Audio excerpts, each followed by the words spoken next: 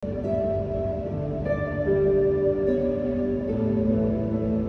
video na to ay ipapakita ko sa inyo ang Van Gogh 360 exhibition, a month-long exhibition started on February 28. Papasok na tayo dito sa parking area guys at makikita nyo na ang mga paintings ni Van Gogh. Sa labas pa lamang ay makikita mo na ang mga obra maestra ni Van Gogh. Ito yung mga halimbawa ng kanyang mga gawa. Welcome to Van Gogh 360 exhibition. Si Van Gogh ay pinanganak noong March 30, 1853 sa Netherlands at pumanaw ito noong July 29, 1890. Si Vincent ay isang Dutch painter, generally considered the greatest after Rembrandt van Rijn. At isa siya sa pinakamagaling na post-impressionist. The striking color, emphatic brushwork, and contoured forms of his work powerfully influenced the current of expressionism in modern art.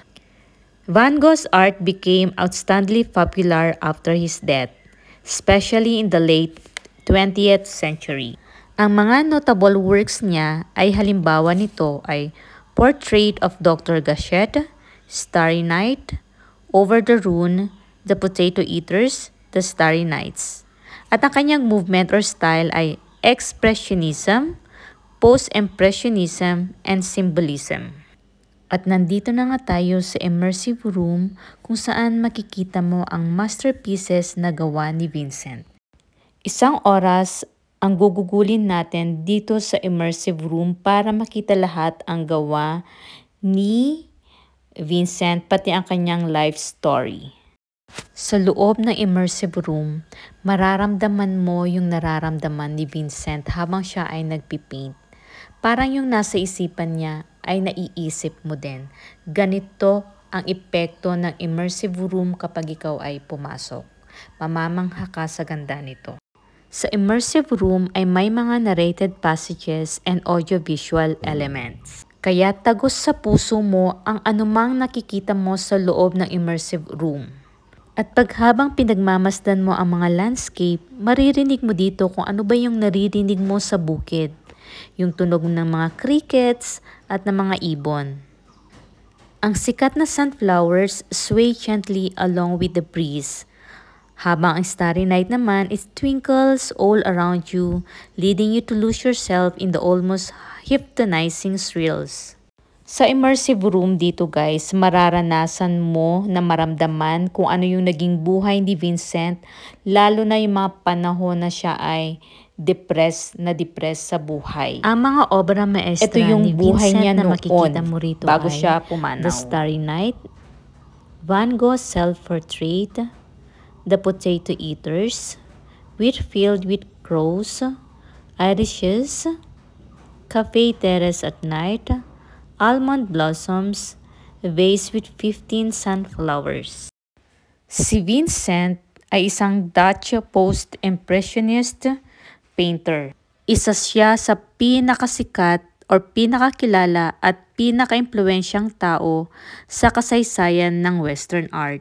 Sa loob ng 10 taon, nakagawa ito ng 2,100 artworks. Halos lahat ng kanyang painting ay nagawa niya sa huling 2 taon ng kanyang buhay. Ang kanyang mga painting ay kasama na rito ang landscapes, still lifes, portraits, and self-portraits. At ang mga ito ay nagtataglay ng bold colors and dramatic brushworks that contributed to the rise of expressionism in modern art. At ang mga painting niya ay nagbigay na ng critical attention bago siya pumanaw sa edad na 37 at hinihinala nga na siya ay nagpakamatay nga.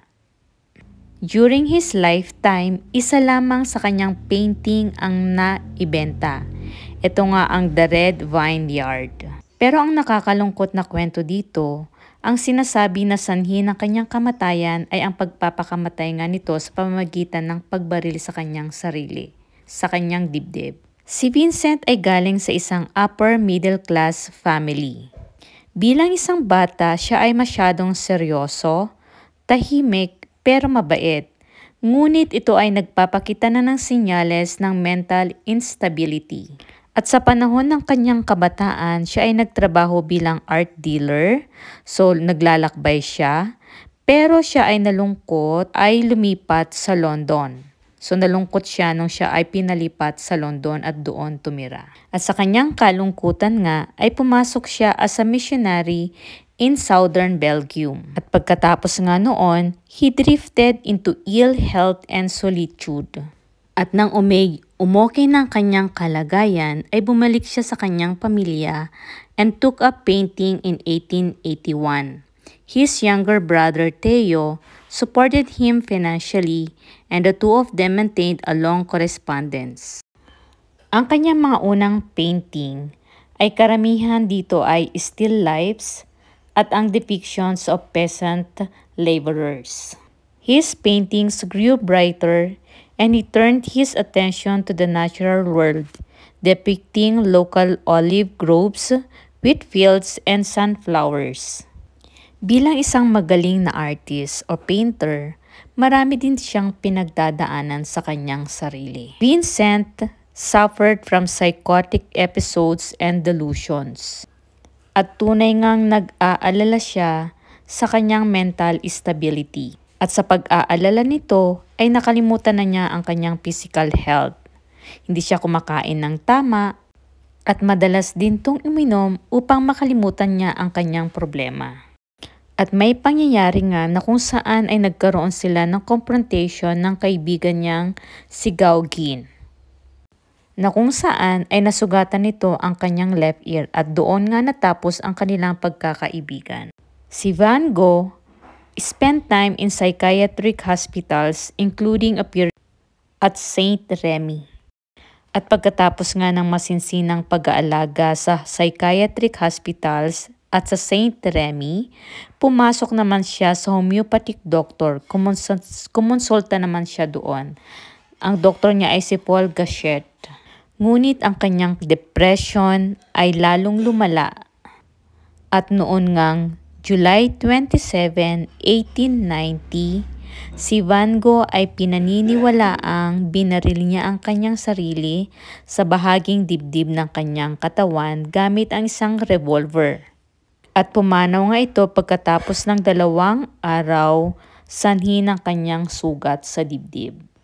Pagkatapos nga ng kanyang pagpanaw, ang kanyang mga obra maestra, ang kanyang buhay ay nakaagaw pansin sa publiko and become a lasting icon of the romantic ideal of the tortured artist. Today, Van Gogh's works are among the world's most expensive painting ever sold. At nagustuhan ko at na-appreciate ko ang buhay na pinagdadaanan niya. So, maswerte tayo ngayon dahil may gumagabay din sa atin ngayon. Meron tayong napagsasabihan ng ating mga problema sa buhay. So, itong exhibition na to ay 1 buwan sa Pune. Then, iikot din sila sa ibang mga lugar dito sa India. Hindi ko na alam kung saan yung kasunod na lugar kung saan sila pupunta. At 1 oras ang exhibition na to guys. Uupo ka lang at para kang nasa mundo ni Vincent. Lahat ng gawa niya ay nandito. Hindi ko na isinama yung sounds kasi makaka-copyright na naman yung video ko kaya nag-voice over na lang ako. Gusto ko pa sanang ulitin ito kaso nga lang babalik ka uli sa entrance at magbabayad ka muli dahil may tumitingin na lahat ng pumasok dito sa immersive room ay kailangan lumabas na pag natapos na yung show. Then kung gusto mo ulit, magbubook online ka ulit, then babalikan mo ulit itong view na to. So na-enjoy ko, salamat sa aking asawa at salamat dun sa pinsan niya na nagsabi na kailangan naming puntahan ito dahil ito ay worth na puntahan. Sa floor guys, makikita mo pa rin. So meron siyang 4 na wall ito. So kahit saan ka humarap, pare-parehas lang yan. Then sa taas din, may nag-appear din sa ceiling. No, sa floor lang. Sa floor din yung 4 sides nito na landscape is may enjoy mo yung lahat ng kanyang gawa. Amazing yung pagkakagawa nito. Kaya ayan. Thank you for watching. Bye-bye!